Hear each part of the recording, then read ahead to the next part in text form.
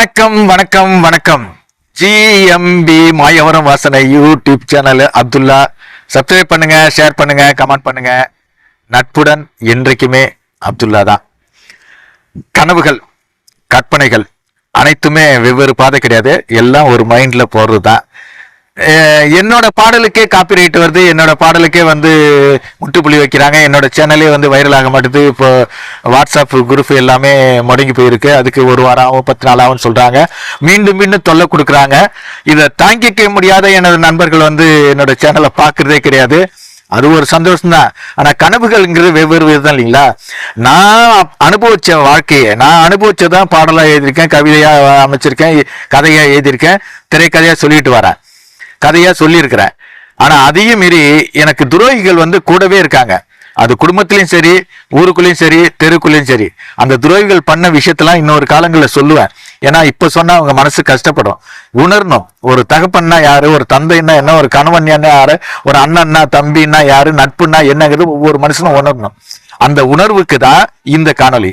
என்னோட பாடலை நான் இது வரைக்கும் இசையமைச்சு பாடிக்கிட்டு இருந்தேன், நீங்க எல்லாம் பார்க்கல. இப்ப இசையே இல்லாத பாடப்படம். ஏன்னா எத்தனையோ திறமையானவர்கள் பாடியிருக்காங்க, அந்த பாடல்லாம் ஹிட் ஆயிருக்கு.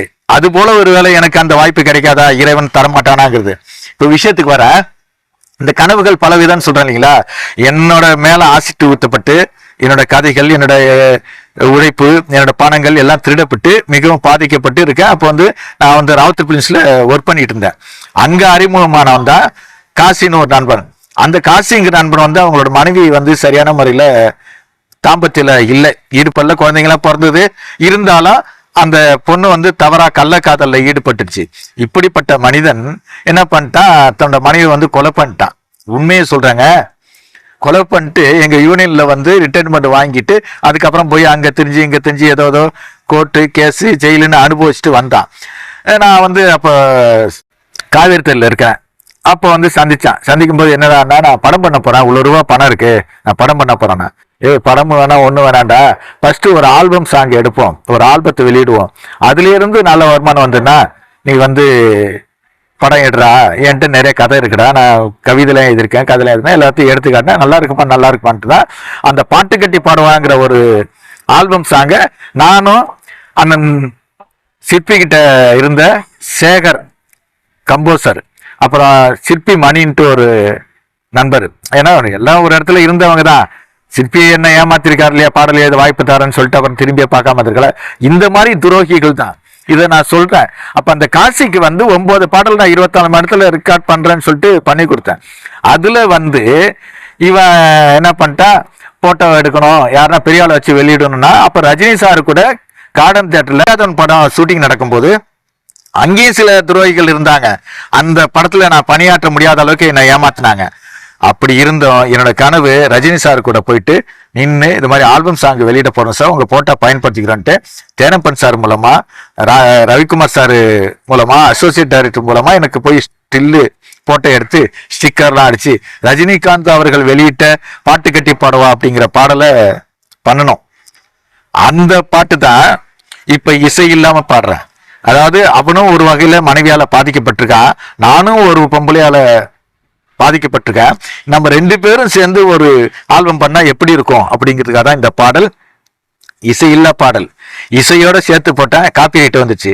இப்ப இது காப்பிரைட் வருதாங்கன்னா அந்த முட்டாளை பத்தி சொல்ல வரேன், அதாவது காசியை பத்தி. பாட்டு கட்டி பாடட்டுமா, அடியே பட்டு துன்பம் கூறட்டுமா, பாசம் வச்ச ஏன் மனச அடியே பத்த வச்சு பார்த்தவளே, நீ எங்கிருந்து வாழிறியோ, என் துன்பங்களை சுமக்குறியோ, எனக்கு சொந்த பந்தம் யாரும் இல்ல, என் கண்களிலும் ஈரம் இல்ல, பாட்டு கட்டி பாடட்டுமா, அடியே பட்டு துன்பம் கூறட்டுமா, வயசுக்கு மீறிய பொம்பளை வேணாம் என்று வாழ்ந்தவங்க சொன்னாங்க, அழகொன்று வேண்டாம் அன்பு மட்டும் போதும் என்று சொல்லி கண்ணுறங்க, அடி கண்மூடி நான் தூங்க காய்ச்சின ஆசிட்ட ஊத்தி புட்ட, அடி கண் கெட்டு போனவளே நான் கண் குருடாகி போகலையே. அடி போடி புள்ள ஏன் நண்பர் எல்லாம் என்ன வாழ வச்சு பாப்பாங்க, என்ன பாட வச்சு ரசிச்சாங்க.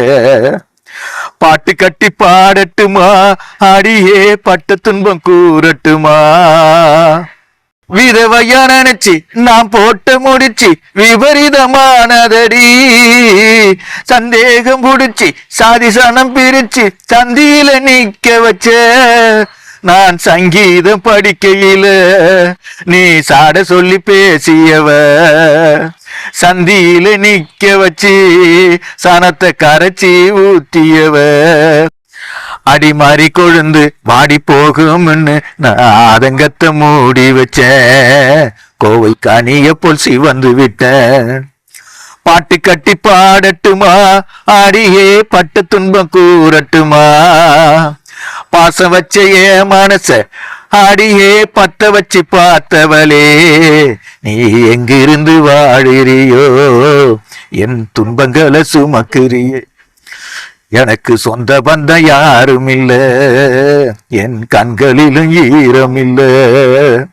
இந்த பாடலை என்னால முழுசா பாட முடியல, ஏன்னா கண்ணு கலங்குது, மனசு ரொம்ப வலிக்குது. அதனாலதான் கட் பண்ணி எடுத்திருக்கேன்.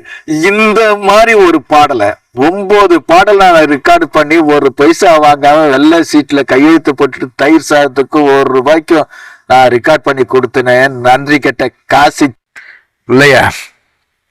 என்ன பண்ணுனேன், ரஜினி சார் கூட போய் போட்டோ எடுத்து ஸ்டிக்கர் அடிச்சா என் போட்டோவை கட் பண்ணிட்டு அவனையும் ரஜினி சாரு மட்டும் வச்சுக்கிட்டு 75,000 செலவு பண்ணி நான் ரெக்கார்ட் பண்ண 9 சாங்க்கு 40,000. அந்த சாங்க்கு விளம்பரம் பண்ணாருங்க 75,000. இப்படியெல்லாம் செலவு பண்ணி அதுக்கு பிறகு சின்ன சின்ன பிட்டு படங்கள்லாம் எடுத்து அவன் வெளியிட்டுக்கிட்டு இன்னைக்கு என்னோட பாட்டுக்கு எனக்கு காப்பிரைட் வர அளவுக்கு அவன் துரோகம் பண்ணிட்டான். அதான் சொல்றேன், துரோகிகள் கூடவே இருக்காங்க. நான் எல்லாரும் நம்புவாங்க. ஏன்னு கேட்டீங்களா, நான் ஒருத்தனை கெடுக்கணும்னு ஆசைப்படல, அதனால எல்லாரும் நம்புவேன்.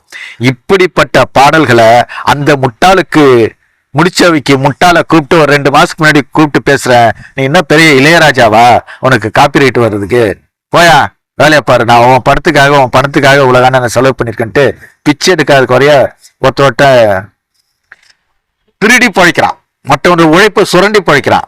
அதனாலதான் சொல்றேன், யூடியூப் நிறுவனத்தாரே, யூடியூப்பில் பணியாற்றும் டெக்னீஷியன்களே, என்ன மாதிரி ஒரு திறமையானவர்களை வளர்க்கறதுக்கு நீங்களும் கொஞ்சம் சப்போர்ட் பண்ணுங்க. பல வகையில கட்டத்தை போட்டு மீண்டும் மீண்டும் என்னை நெருக்காதீங்க. என்னோட பாடல் தான், என்னோட கதைகள் தான். இதே காலகட்டத்துல சந்தர்ப்ப சூழ்நிலை நான் எத்தனையோ வீடியோக்களை இழந்திருக்கேன். அந்த வீடியோக்கள் மட்டும் எடுத்தா போதுங்க, மொட்டை சேனலையும் காலி பண்ணிட்டீங்களே, ஒரு மெசேஜ் கூட வர மாட்டேது, ஒரு மெயில் விஷயமோட தெரிய மாட்டேது, அப்படிங்கிற ரொம்ப கஷ்டமா இருக்கு. தயவு செய்து நண்பர்களே, என்னோட வலியும் என்னோட பாடலும் என்னோட கதையும் நான் அனுபவிச்ச வேதனை தான் சொல்லிட்டு இருக்கேன். ஜிஎம்பி மாயவரம் வாசனை யூடியூப் சேனலை சப்ஸ்கிரைப் பண்ணுங்க, ஷேர் பண்ணுங்க, கமெண்ட் பண்ணுங்க. நட்புடன் அப்துல்லா. கடவுள் மனிதனை படைத்தானா, மனிதன் கடவுளை படைத்தானா, ஜெயிப்பது யார் தோற்பது யார், போட்டி நடக்குது பூமியிலே. மதங்களின் பெயரை சொல்லி சொல்லி மனுஷன் ஏமாத்துறான், படிச்சவனும் அதை நம்புறான், பாமரனும் இதை ரசிக்கிறான். எங்கே போகுது உலகமடா, ஏண்டா இனியும் கலகமடா, எங்கே போகுது உலகமடா, ஏண்டா இனியும் கலகமடா. கடவுள் மனிதனை படைத்தானா, மனிதன் கடவுளை படைத்தானா, ஜெயிப்பது யார் தோற்பது யார், போட்டி நடக்குது பூமியிலே. நான் தான் உங்க ஸ்ரீகாந்த் தேவா பேசுறேன். வெற்றி வெற்றி வெற்றி ஜெயிக்கிறோம். மாயவரம் மண்வாசனை சேனலுக்கு சப்போர்ட் பண்ணுங்க, சப்ஸ்கிரைப் பண்ணுங்க, லைக் பண்ணுங்க, கமெண்ட் பண்ணுங்க. யாரோட